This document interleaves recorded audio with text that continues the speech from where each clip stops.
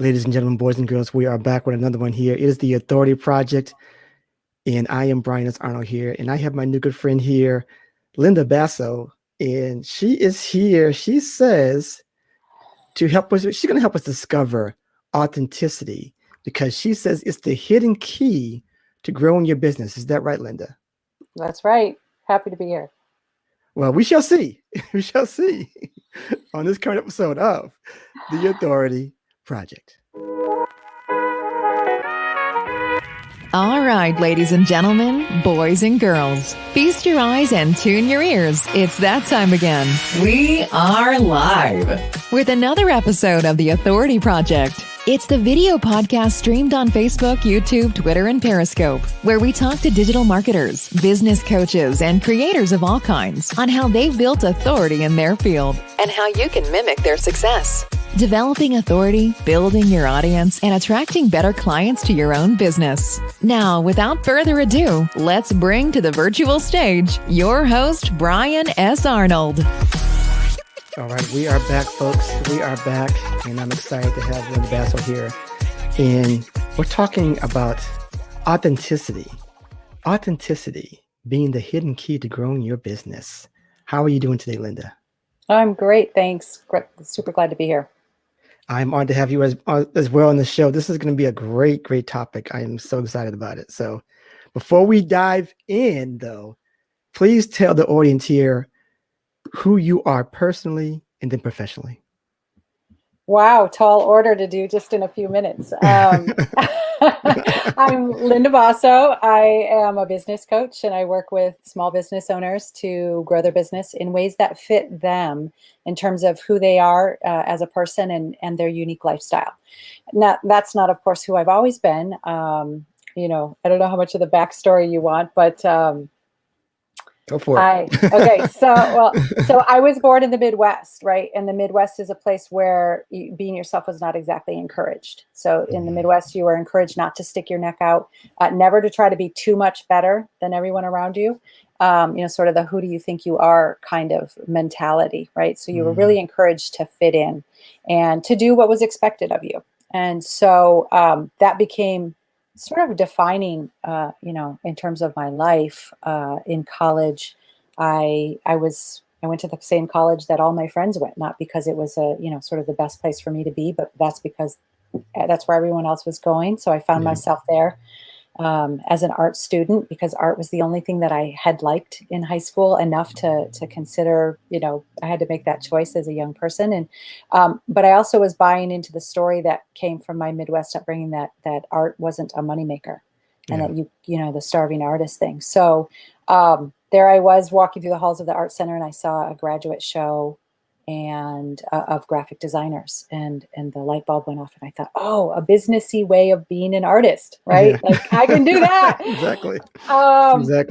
But not 5 minutes later. So instead of having this euphoria, like, yeah, I picked a major, I was like, oh my gosh, I just signed up for an industry that is terrible, right? Like marketing and advertising, like they don't help the world. Like that's just going to be, more noise, more people buying things that they don't need, more, all of this stuff. And I really carried that view with me for the next 18 years of running my business. Wow. Awesome. So tell us what your current project is at the moment. Well, I have several. I work with a number of clients, but I have one consultant, I guess you would say, where he started off wanting to coach and wanting to make a bigger impact. So he came to me to build his coaching program. And, we did all the back end work, who your ideal client is, what's this program going to look like? And then we ended up throwing it all in the trash. Right? Because along the way, we were learning, oh, this is who you really are. This is the person you are. These are your real gifts. This is what lights you up. And, as soon as he sort of created that alignment, and it's not as soon as it's not in a moment, right? But as he became more aligned to who he was, all these opportunities started appearing, right? That things that we could have never sort of planned for or went after. So our work was to create more and more alignment on the backside, within himself and his external environment. And then now he's He's doing massive things. He's writing a book. Nice. He's Nice. working for a couple major companies. His private practice is full. And, and it was many unexpected twists and turns that he took. Great. I have another question that's usually one of my constant questions, but I want to dive into what you just said, because this has been on my mind with my thought process of people who are saying they're trying to figure it out. I'm just, I'll be okay, Brian. I'm just trying to figure it out. And I think that you can't figure it out really unless you're working through it. You're actually doing it. You're going through it, because if it stays in your mind, it's not going to go anywhere. True. Right. So I'm glad that you said that, even though you guys went through that experiment and you threw it all out, at least you knew. instead of now have a direction. Now you know that this is not where I need to go, but you have to go through it. So can you just talk about that? I'm not sure if you agree with that or not, but I do actually. Yeah. I think creating clarity and creating authenticity both are an extremely active process, right? Like there is some mystery to it, and it's going to descend, and you have to live the questions over time. It's not instantaneous, but you have to be working really hard and the backside of that to make that happen, right? So success doesn't come out of nowhere. When someone says, "Oh, that was an instant thing," it's like, no, those machines that you put a quarter on it and the little arms push the pile, and one day, 1 quarter is going to tip it all over, right? But that was a lot of quarters, right? So it's showing up every day. I'm creating a program right now. I just cannot land on it, but I show up every single day for hours in my office, and I do the brainstorming, and I do the things, and I, run it by people, and it's an active process to reach clarity. Awesome. So I got one last question. I'm glad I just have to dive into that, make sure we really got into that. So what is your daily routine? Wow. Well, first of all, I will say I don't like routines. If I had to have stuff happen the same every day, I couldn't do it. And so that's why I'm wholly unemployable, right? I cannot come to your office every day doing the same thing. So that's an example of authenticity, like my knowing that about myself. Now I have an amazing to-do list, and I have an amazing Trello board, and I know all that I need to get done. So I can sit down, even if I have 10 minutes, because I have kids, and, I'm doing all the things. Even if I have 10 minutes, I can sit down and accomplish something, because I can look at what are the things that need to be done and what's alive for me right now. So that's a way that a person who's not a structured, routine type person can still show up and get everything done. So my discipline is in always adding things to my calendar, always adding things to that to-do list, right? Like I have no idea what I'm doing in my head because I don't manage anything there. So I'm disciplined in having a structure there that then lets me be all over the place, show up and do whatever I want, work on something different every day. Awesome. So that's the reason why I continue to ask that question, because every guest has a different response. Some similar, but everybody, because I think everybody gets to this point where, you get this rigid morning routine. I got this, everything done. But you can't do this, you're not going to be successful. And that's just simply not the truth. It's just it's just not the truth for everybody. I mean, for some, yes, but not for everybody. So I'm glad you confirmed that again, that everyone has a different thing and it's okay. So you confirmed that for other people. So let's dive now and get right into authenticity. First, can you tell me what your definition of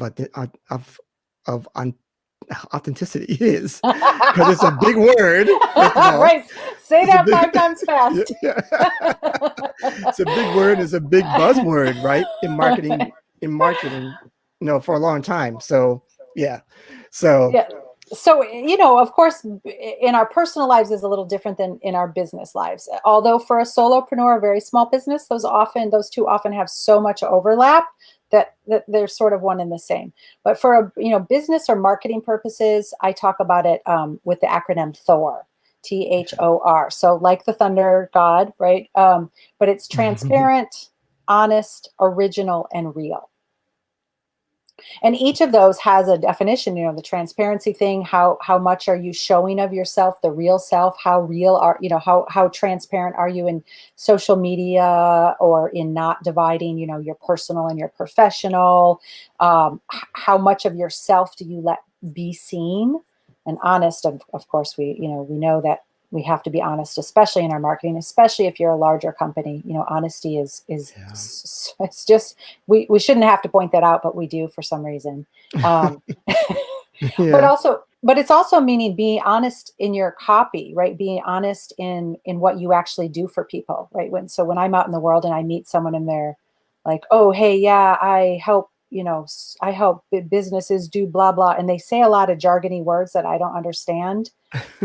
You know, or they're quick to hand me their business card, like, call me, we'll do business. I'm like, yeah, you know, okay, you're not being honest. Why don't you just say you're in MLM, Mm, you know, and you're looking to yeah. grow your team, right? Right. That Right. I'm much more likely to talk to you if you just say what you do. Just say you're a photographer, say you're a coach, say you're a hairstylist. Like, don't give me your 30-second elevator pitch.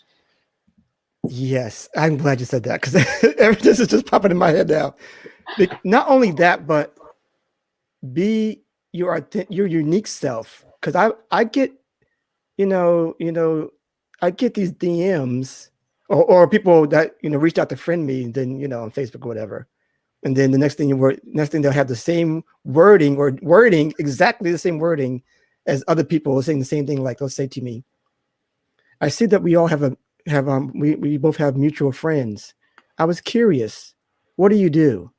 What? Right? I don't answer people like you. That's what I do. Right.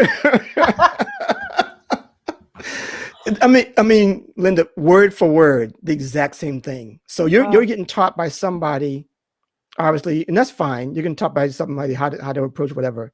But that's not you. Is that how you usually talk, or you just give me a script?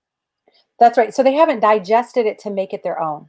So I talk about this in my book, that there's nothing original anymore. So that's original. There's no such thing as original. It's all been done. When I was in art school, we were actually taught, we had to spend a whole unit copying masters. Like, okay, I'm painting like Picasso. Well, I'm not Picasso. Why do I have to do this? I want to do my own thing, right?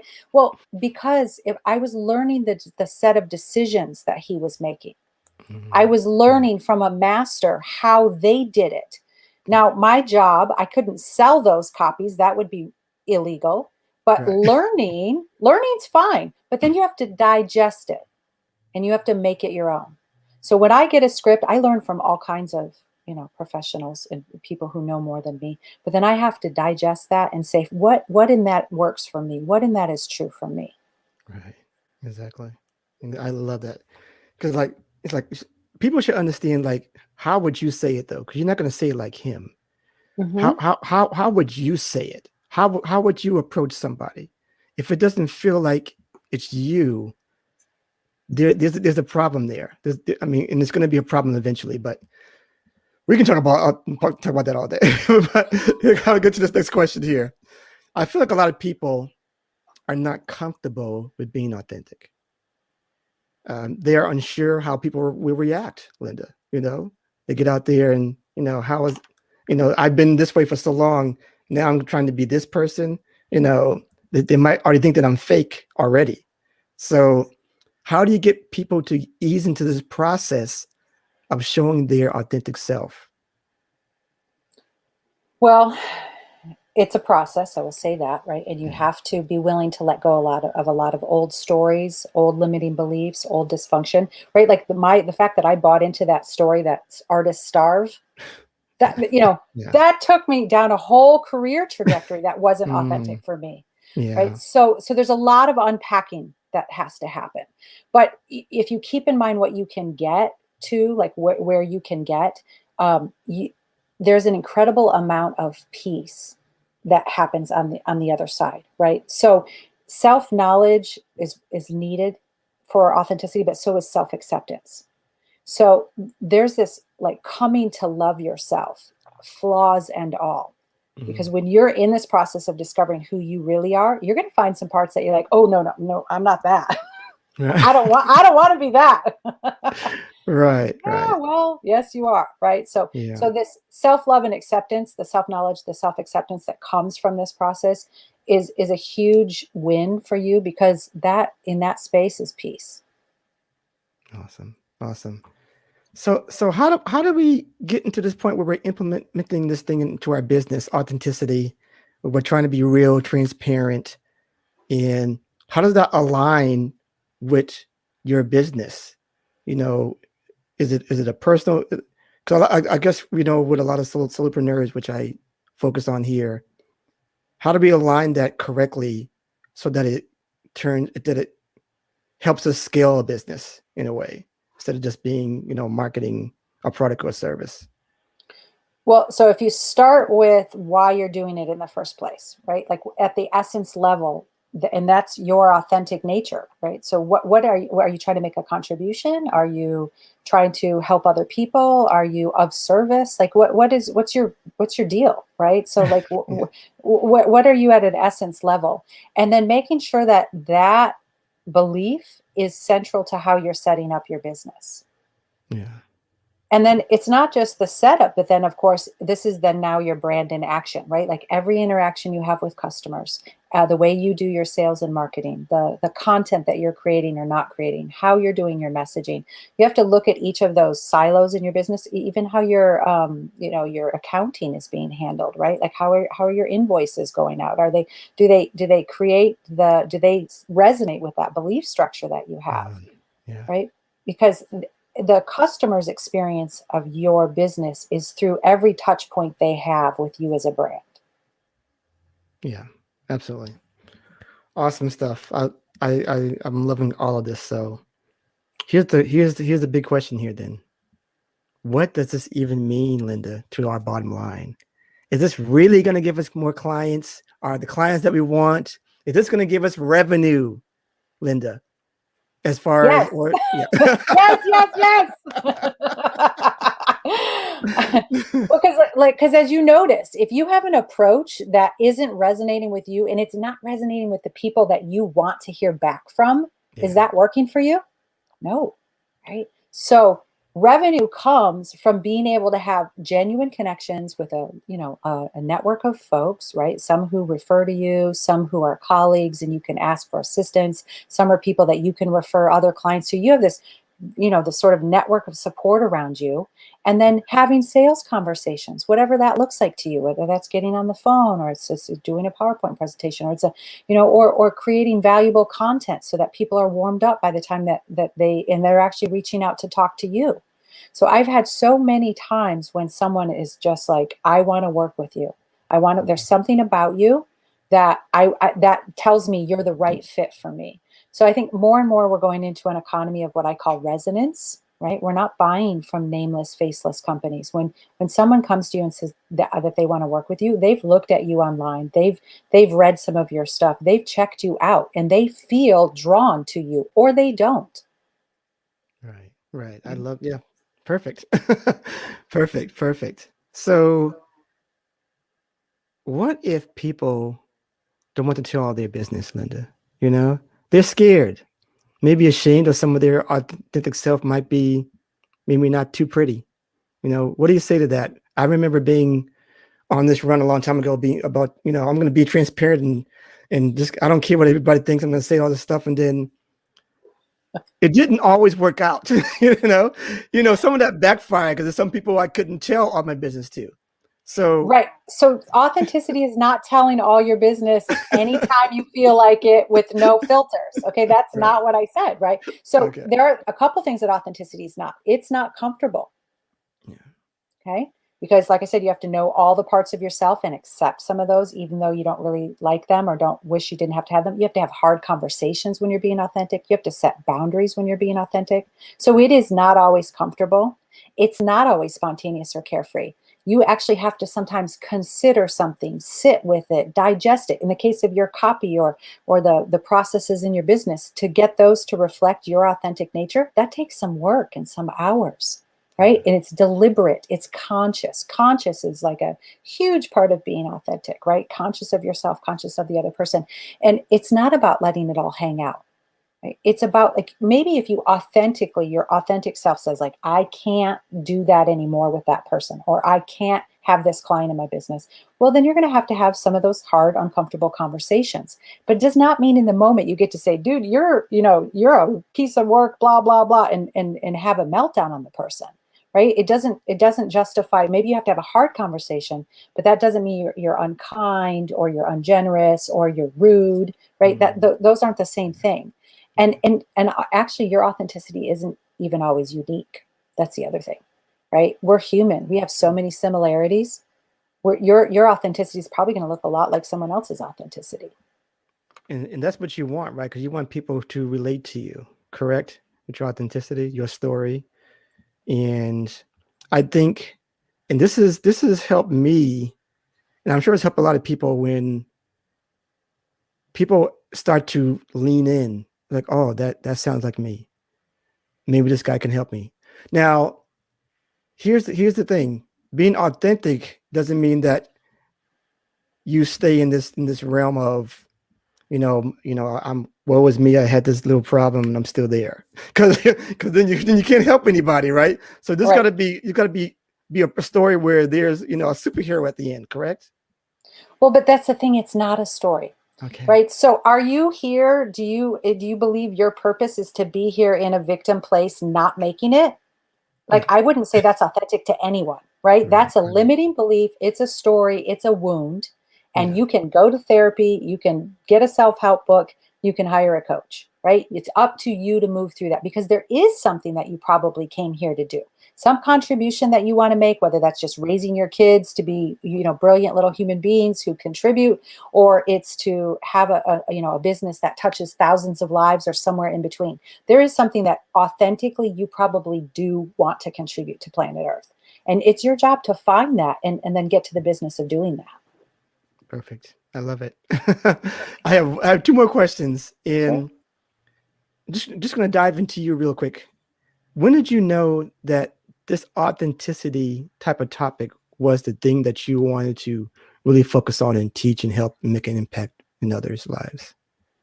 About 8 years ago, when my daughter was born, I had finally had enough of that not fitting into my industry, right? I was in this marketing and advertising industry that's like see and be seen. And I'm like, hey, let's get real and just drop all the small talk kind of person, right? So I didn't fit in for 18 years of running my business. I didn't feel like I fit with my clients. And about 8 years ago, I said, that's it. That's got to go. I've got to be all of me, and I got to bring my spirituality, my woo, my, all of me, my personal growth slant, all of that has to be present in my work. And so that's when I started coaching, because I realized if I could use that business experience that I had, but I could coach small business owners, I would be impacting their lives, which is going to impact their family, impact their community, that I could make the contribution that I wanted to make with my business background, but just differently than I had been doing it. Amazing. Great stuff. Great stuff. So I only have one last question. This is great. You've answered them very meticulously. So It's that PR training. Right, there you go. Awesome. So last question and it goes something like this. Look at this car go by here. Oh gosh. Okay, so it goes something like this. The people who are listening in, they watched you here, and they maybe have similar gifts, similar journeys as you. They want to go through some of the same paths as you as well, and they want to make an impact, just as you're doing with other people and other clients' lives. Can you tell them, in your own words, and I'll put you front and center, how they can become an authority in this space? So take a look at what you want to make a difference in, right? And then do the work to clear out whatever's holding you back from doing that, because that on the other side of that is this, freedom of energy, freedom to put yourself out there in bigger and better ways, freedom from doubt or wondering if you're good enough or if you're likable or lovable. So do the back end work to clean up those old stories and step toward making that contribution that you want to make. Perfect. Awesome stuff. Great stuff. So please, without further ado, tell them where they can find you after the show, Linda. LindaBasso.com. So it's just me as me. That's the best way, huh? Yeah. Awesome. So I am good to go here. I'm good to go. I will tell people, please, if you have not signed up for the authorityletter.com, you need to get on there. I don't want to toot my own horn, but I've been putting out some solid letters out there. You get a 3-part video series, and I got some more videos that come out every so often as well. But I'm writing some great stuff there that you really need to get on there, and it's about helping you get out of your isolation, maybe, of the solopreneur life, and really putting that authority platform out there for you from the inside out. Much like what Linda said to us today. So check that out. Go to authorityletter.com and get on there. These are unique letters. I don't go back. They're not going to be, well, I don't know. Maybe they will be compiled one day, but right now they're not. So if you're missing out, you are missing out. So really check that out. I really, it's how they say, it's my best work. How about that? So there you go. Linda, I'm so happy that you were here. Any final words before we get out of here? Well, I just want to talk to you about taking that collection and putting it together in a book. Okay. That's the next level of authority for you, maybe. There you go. Awesome. I will take that advice. Absolutely. So thank you so much for having me. Awesome stuff. So people, remember, before we get out of here, build it, share it, and they will come. And we're out of here. See ya. And that's a wrap for this episode of The Authority Project. Thanks so much for tuning in. And if you like what you heard, we want to hear from you. Subscribe, rate, and give an honest review. Share and tell your friends so they can hear too. And for even more authority building tactics, be sure to sign up at theauthorityletter.com. Get free weekly content and ongoing digital product giveaways to help you on your entrepreneurial journey. We certainly hope you got a key takeaway, or maybe an aha moment from today's broadcast. Just remember, it's your authority. Build it, share it, and they will come. Until next time.